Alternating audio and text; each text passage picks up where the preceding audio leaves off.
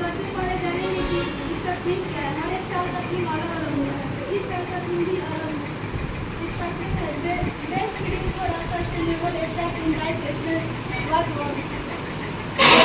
इसमें हम लोगों ने बताया है कि ब्रेस्ट फीडिंग और सारे ब्रेस्ट फीडिंग के रोल क्या होते हैं, उसके बेनिफिट्स क्या होते हैं, मदर्स में बेनिफिट्स क्या होते हैं, बेबी में बेनिफिट्स क्या होते हैं।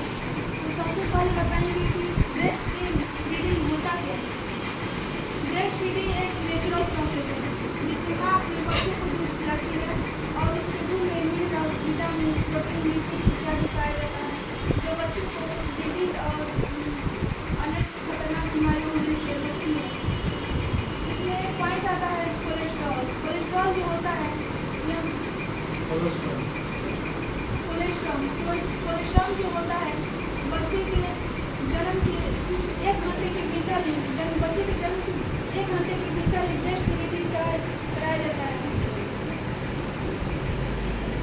और जो माँ 2 से 3 दिन तक माँ का दूध जो पीला और गाढ़ा रंग का आता है उसे ही कोलेस्ट्रॉल कहा जाता है, कोलेस्ट्रॉल कहते हैं।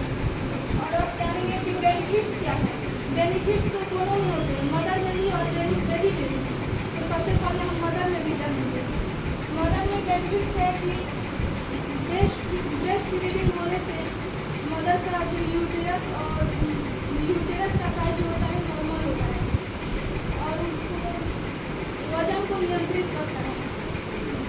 ब्रेस्ट फीडिंग से वजन नियंत्रित होता है। और उसके बाद बेबी में बताएंगे कि ब्रेस्ट फीडिंग का मतलब बेनिफिट्स बेबी में भी होता है तो क्या होता है।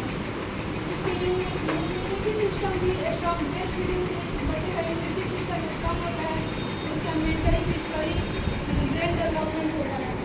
इसमें हम लोग बताएं कि एक बच्चा है जो अपनी माँ का ब्रेस्ट दूध पी रहा है और बच्चा जो है माँ का डी होता है, इसीलिए हम लोग ने बच्चे को डी में रखा है। और ये इस सिंबल का अर्थ है कि बच्चे को ब्रेस्ट फीडिंग से डायबिटीज से बचाया जाता है और उसका डाइजेस्टिव सिस्टम होता है वो स्ट्रॉन्ग होता है और उसको ब्रेस्ट कैंसर से बचाता है और उसका माइंड जो होता है डेवलप होता है फिजिकली और मेंटली। और आगे का पॉइंट जो है तनु बताइए।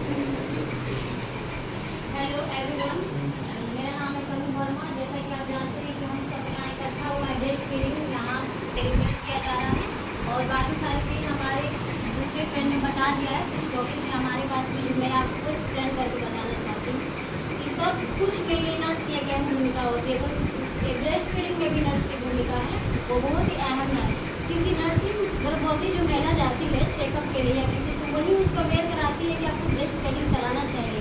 उसके प्रसव के तुरंत बाद ही ब्रेस्ट फीडिंग को स्टार्ट कर देना चाहिए।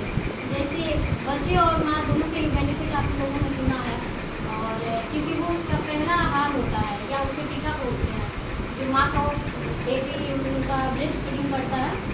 और फिर वो बताती है कि आप ब्रेस्ट फीडिंग कराइए तो एक किसी पोजीशन में बैठ के मतलब करेक्ट पोजीशन में बैठ के कराइए, ना कि इधर उधर।